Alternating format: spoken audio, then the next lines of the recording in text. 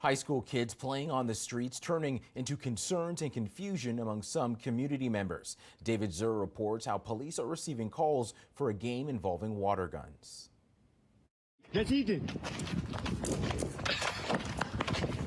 Essentially, they're trying to track down their friends and eliminate them by squaring them with a water gun. Again, the concept of this is fantastic. It sounds like a lot of fun, but when we're getting calls from the public that are concerned about the fact they're seeing kids out in the streets with guns, that's when we have to step up and make sure that everyone's being safe. A widely popular and usually harmless end-of-year tradition among high school seniors is resulting in phone calls to local police.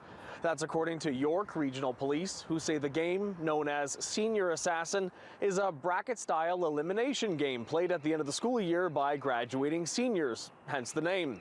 Constable James Dixon explains the game is usually in good fun and sometimes even played in support of a cause, but says it's often played in the open with toy guns that sometimes look real. They're using either water guns or gel projectiles or foam darts to eliminate each other in a combat style where they're going around and having to shoot each other in order to eliminate them. Sometimes this is done for charity. You've heard of this? Yeah, I've heard of it. It's pretty popular, I'd say. We did find a couple of high school students in the Vaughan area, Noyan and Maddie. Not quite seniors, but very familiar with the game. Both agreeing it's popular and meant to be in good fun. It's like the water guns, Nerf guns, that kind of thing? Yeah. Okay. From time to time, you'll see someone like with a water gun shooting at someone else. That's about it, though. And they'll kind of go like and run out to whoever knows where with water guns and just try and get each other? Yeah, it's literally anywhere. They like track each other. This game, Senior Assassins, that's supposed to be good fun for youth. The issue is that the firearms can be convincing and frighten members of the public?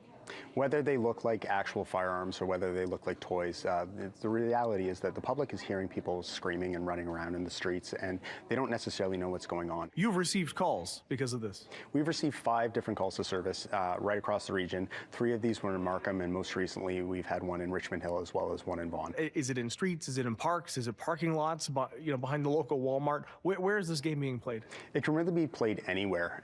Again, because they're not usually condoning this on school property, oftentimes it's happening out in the streets. It's going through the different areas. We've had calls to very busy intersections. He says part of the problem is police responding to weapons calls must treat the replicas as the real thing until the investigation concludes. In at least one case out of the U.S., an 18-year-old Florida student was shot in the arm after an off-duty police officer mistook the toy gun for the real thing. This is something we want to make sure never happens here. We did also reach out to both the York Public and Catholic school boards. Neither responded to our requests. At the York Regional Police Headquarters in Aurora, David Zura, City News.